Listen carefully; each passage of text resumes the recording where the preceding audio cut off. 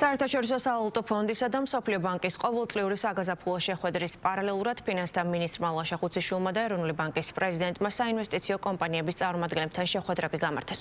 ქართულმა მხარემ მათ ქვეყანაში არსებული მაკროეკონომიკური მაჩვენებლები და საინვესტიციო შესაძლებლობები გააცნო.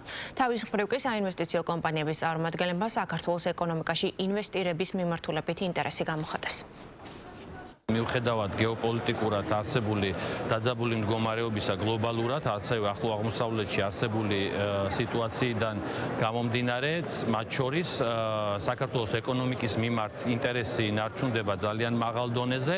ინვესტორებმა დაადასტურეს მზაობა და სურვილი გააგრძელონ ინვესტირება საქართველოს ფასიან ქაღალდებში, ამ მიმართულებით ჩვენ გვექნება სიახლეები, გვექნება ადგილობრივ ბაზარზე ქართულ ლარში დენომინირებული ფასიანი ქაღალდების გამოშვება, რის მიმართაც საკმაოდ მაღალი ინტერესი ნარჩუნდება.